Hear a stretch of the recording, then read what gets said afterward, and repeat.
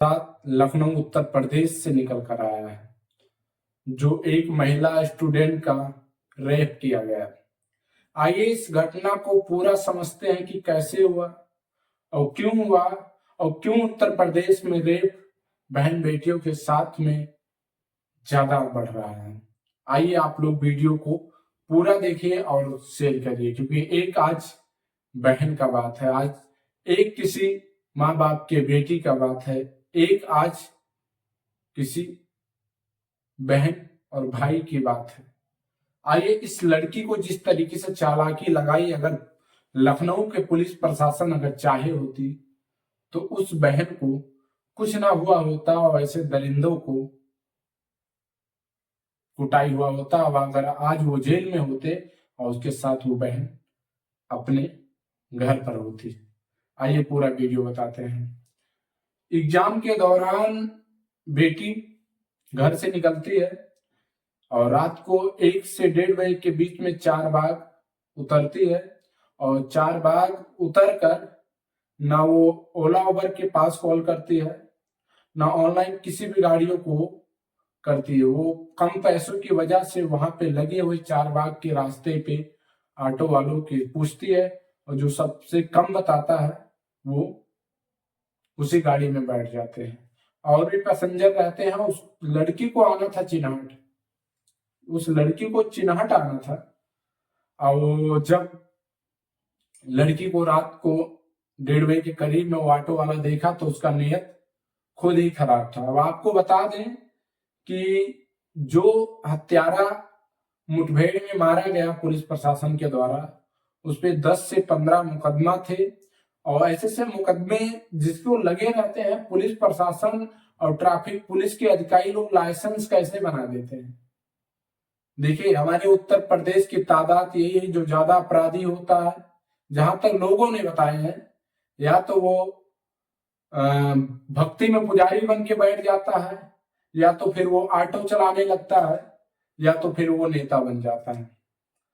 अब आप लोगों पे डिपेंड करते हैं कि आप लोग किस प्रक्रिया और किस प्रक्रिया से कैसे समझते हैं। लेकिन ये सत्य है कि जो मैंने कहा है, तो लड़की बैठती है और जब वो चिन्हट के लिए आने का प्रयास करती है तो बीच में 2 लोगों को, स्टाफ को वो उतार के फिर वो और एक और साथी मिलकर वो ऑटो चिन्हट लाने की बात छोड़ दीजिए, वो दूसरे लोकेशन पे ले जाने का प्रयास करते हैं। तो उस लड़की को तो 1:30 बजे रात को अगर वो कहीं ऑटो से जाएगी तो थोड़ा बहुत तो डर तो रहता है कि 2 लौड़े हैं और मैं अकेला हूं।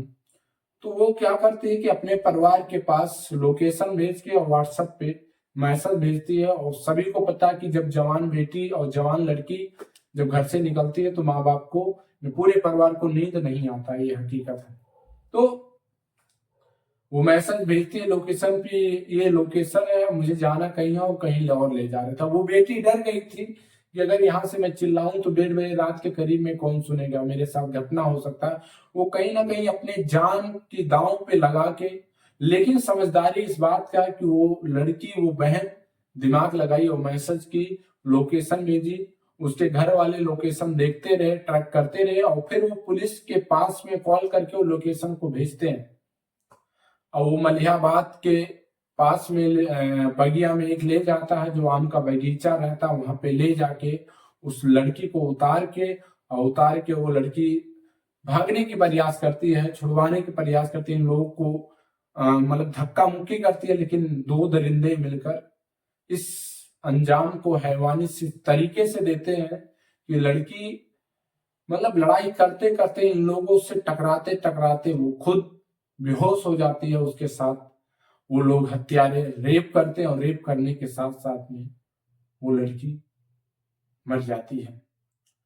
अब आपको बता दें कि अगर पुलिस प्रशासन लखनऊ की अगर जिस टाइम लोकेशन भेज के और महिला पीड़ित के घर वालों ने शिकायत दर्ज किया था, अगर उस टाइम अगर पहुंच गई होती पुलिस, तो मुझे लगता है कि ये क्राइम और घटना ना होता। लेकिन आज में देखा जाए 100 नंबर तो बना दिया गया है, 100 नंबर को 112 किया गया उत्तर प्रदेश के मुख्यमंत्री जी के राज में। लेकिन समस्या इस बात की है कि 95% 100 नंबर टाइम पे पहुंचती ही नहीं है।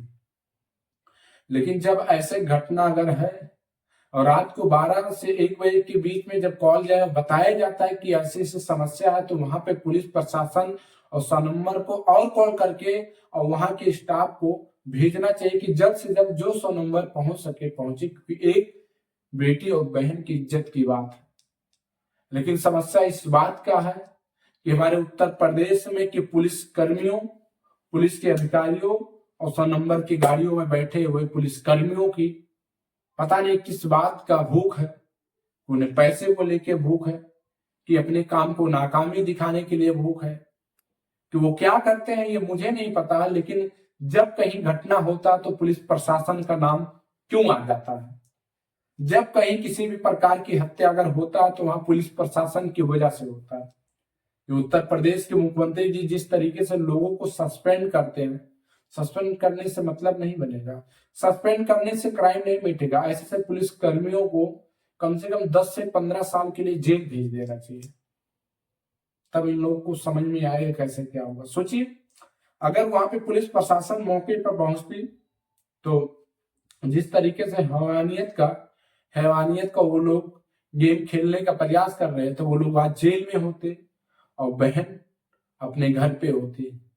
सोचिए आज हमारे उत्तर प्रदेश में इस तरीके से अपराधियों का रूप, इन जिस तरीके से हत्यारों, इन जैसे अपराधियों का खौफ है कि बहन बेटियां रात में नहीं चल सकती, नहीं निकल सकती। यही उत्तर प्रदेश का महिला सशक्तिकरण का बात करने वाले उत्तर प्रदेश के मुख्यमंत्री जी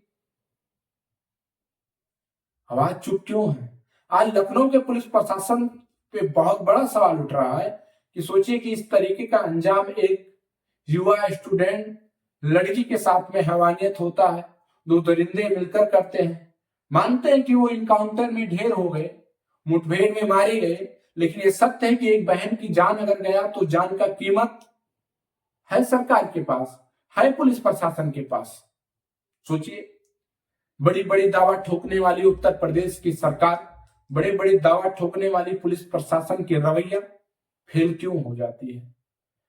सोचिए कि आज 95% जब भी कहीं हत्या अगर होता है तो पुलिस प्रशासन का ही नाम दिया जाता है और पुलिस प्रशासन सस्पेंड भी होते हैं, जेल में भी जाते हैं, लेकिन वो सुधरने का नाम नहीं लेते हैं। जहां पर देखा जाए वहीं पे घुसखोरी का आगाज बना बैठा है। हर एक पुलिस स्टेशन और हर एक बूथ पे एक अपराधी पुलिस विभाग में बना बैठा है, ना कोई इस पे जांच कर रहा है, ना कोई इसको कार्रवाई कर रहा है। सोचिए किसके चेहरे पे माथे पे लिखा कि अधिकारी है, ये बेईमान नहीं। सोचिए अगर सोचिए कि वो एक बहन जिस तरीके से तड़पती हुई वो अपनी दिमाग लगाते हुए परिवार के पास लोकेशन भेजती है, वो चार बाग स्टेशन से निकलती है, रेलवे स्टेशन से ऑटो में बैठ के, और बीच में उसको लगता है कि मुझे जिस जगह पे जाना है गलत जगह पे मुझे ले जाया जा रहा है, तो अपने परिवार के पास में वो मैसेज करती है। मैसेज करने के बाद में लोकेशन भेजती है और पीड़ित परिवार, लड़की के माता पिता वो पुलिस प्रशासन को लोकेशन भेजते हैं और बताते हैं कि ऐसे ऐसी घटना होने वाला है, जल्द से जल्द आप लोग पहुंचिए। और सोचिए वहां पुलिस प्रशासन नहीं सही से पहुंच पाती है, नहीं टाइम पे पहुंच पाती है।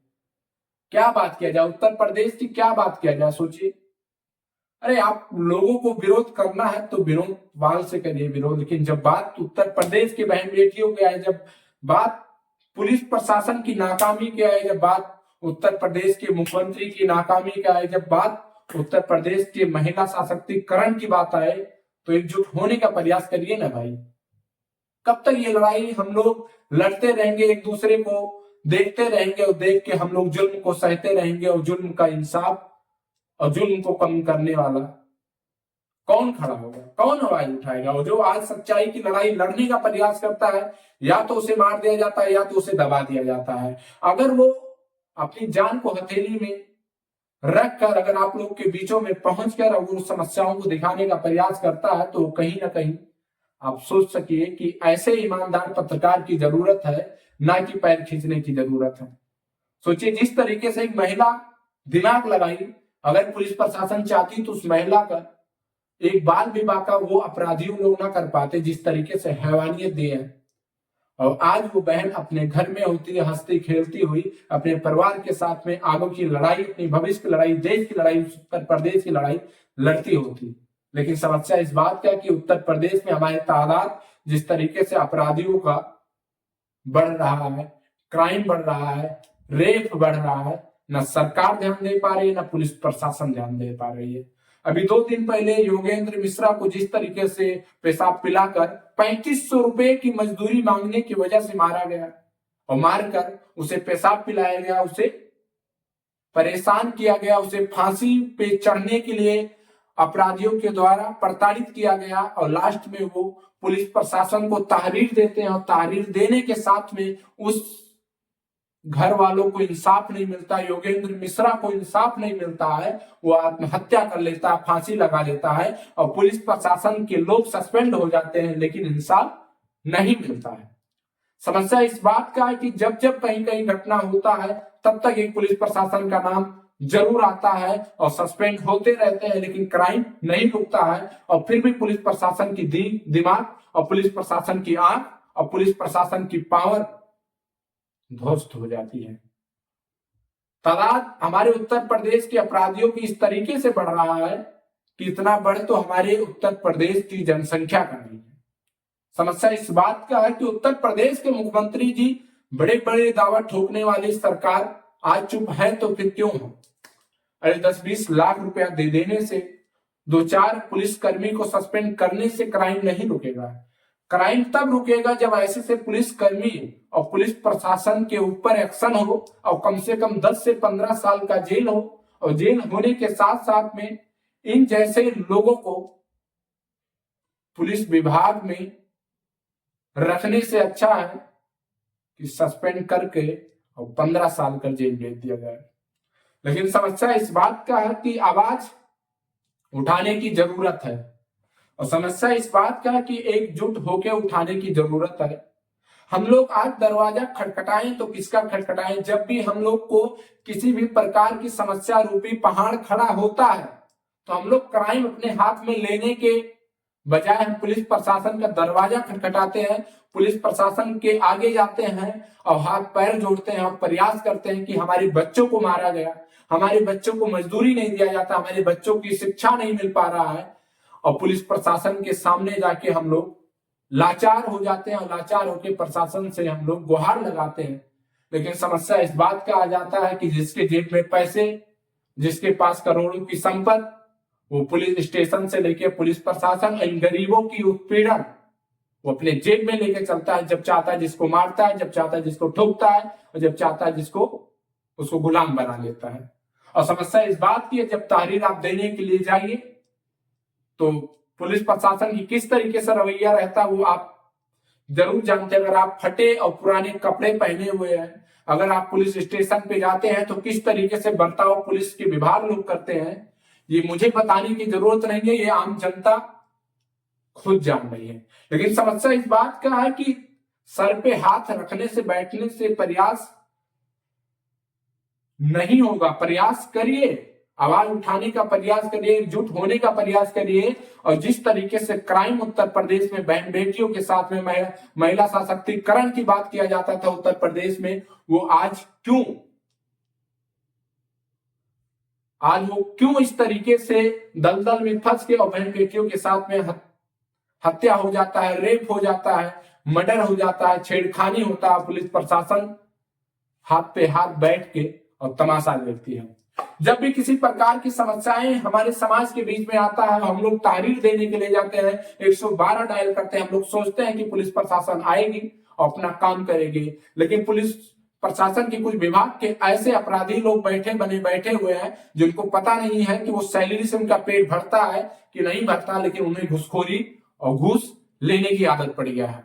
सस्पेंड होते हुए जाते हैं। उत्तर प्रदेश के मुख्यमंत्री जी बार बार ये दावा ठोकते हैं कि अगर किसी भी प्रकार की समस्याएं पुलिस प्रशासन को अगर मेरे तक आएगा तो हम उसको सस्पेंड करेंगे, उसे जेल भेजने का प्रयास करेंगे। लेकिन उसके बाद भी पुलिस प्रशासन की आंख नहीं खुलता है।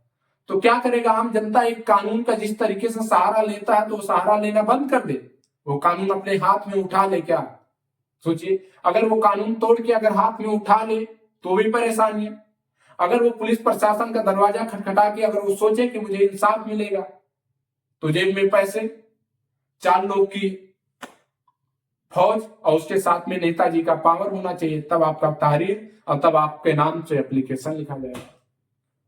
समस्या इस बात का कि आप वीडियो देख के आप ये जरूर सोचते होंगे कि ये शायद जो विनोद भैया ने कह रहे हैं वो सत्य है, लेकिन पुलिस प्रशासन, उत्तर प्रदेश के नेता, उत्तर प्रदेश के मुख्यमंत्री जी को ये बात हमारी कड़वी लग सकती है, लेकिन जिस तरीके से एक महिला के साथ में हैवानियत हुआ, जिस तरीके से रेप हुआ और जिस तरीके से वो महिला सशक्तिकरण की बात करने वाले उत्तर प्रदेश के मुख्यमंत्री जी का पुलिस प्रशासन नाकाम हो गया, भले सस्पेंड हुआ, लेकिन समस्या इस बात का कि महिला की जान गया ना, उस महिला के परिवार की इज्जत गया ना। क्या 10-20 लाख देने से उस महिला की जान, उस महिला की इज्जत, उस महिला के परिवार की इज्जत ला पाएंगे उत्तर प्रदेश के मुख्यमंत्री जी? ला पाएंगे ये उत्तर प्रदेश के पुलिस प्रशासन, लखनऊ का पुलिस प्रशासन? आप लोगों से पूछना चाहते हैं। लेकिन समस्या इस बात का है कि जब तक हम आप लोग जागेंगे नहीं, एक समय था लोग कहते कि बेटी पढ़ाओ बेटी बचाओ, अब आज का समय ऐसा आ गया है कि लोग बेटियों को पढ़ाने की तो बात छोड़ दीजिए, वो सोचते हैं कि हमारे पास बेटी रहे, भले ना पढ़े लिखे, वो हमारे घर पे रहे, क्योंकि हमारे उत्तर प्रदेश में दरिंदे ऐसे ऐसे हैं कोने कोने में कि ये नहीं पता लगता है कि किस जगह पे और किस बहन बेटियों की आंखों में आंखें डालकर निगाह गड़ाए बैठे हुए हैं, और क्या पता कब हत्यारा, कब किसी प्रकार की समस्याएं हमारी बहन बेटियों के साथ में कर ले। अगर इसी तरीके से 1 से 1:30 बजे की रात में बहन बेटियों को चलना मुश्किल हो जाए और इसी तरीके से दरिंदगी 1 से 2 बजे रात के बीच में बहन बेटियों के साथ में उत्तर प्रदेश में होता रहेगा, तो कौन सुरक्षा मानेगा और कौन इस पुलिस प्रशासन पे भरोसा करेगा? और उत्तर प्रदेश की दावा ठोकने वाले, महिला सशक्तिकरण की बात करने वाले, अपराध मुक्त बात करने वाले उत्तर प्रदेश के मुख्यमंत्री जी को कौन विश्वास करेगा? इस पुलिस प्रशासन की जिस तरीके से रवैया है, कौन विश्वास करेगा? लेकिन खैर समस्या इस बात की है कि लोगों को ताक नहीं सकेगा। आइए देखते हैं कि इस वीडियो को कितना लोग शेयर करते हैं। और समस्या इस बात की है कि ये वीडियो इसलिए शेयर करिए क्योंकि एक बहन की बात है, एक माता पिता के बेटी की बात है, एक भाई की बहन की बात है, एक गांव की इज्जत की बात है, एक गांव के घर की इज्जत की बात है। ये उत्तर प्रदेश के बहन के साथ अगर रेप हुआ, उत्पीड़न हुआ, तो ये उत्तर प्रदेश की इज्जत की बात है। आइए और मिलकर एकजुट होके इस उत्तर प्रदेश के अपराधियों, इस तरीके से क्राइम करने वाले, हैवानियत करने वाले गुंडा और माफियों को जड़ से साफ करने की जरूरत है।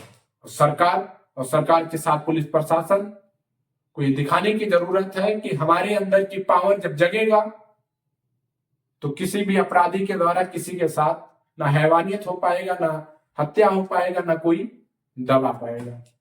सरकार से उम्मीद है कि हमारी बातों को लेके अगर वो हमें ढूंढने का प्रयास करेंगे तो समस्या इस बात का कि क्राइम आगे भाग जाएगा, और हमारी बातों को लेके अगर वो समस्याओं को ढूंढने का प्रयास करेंगे तो हमें लगता है कि आज के बाद कोई क्राइम उत्तर प्रदेश में बहन के साथ में किसी भी अपराधी के द्वारा हैवानियत नहीं हो पाएगा।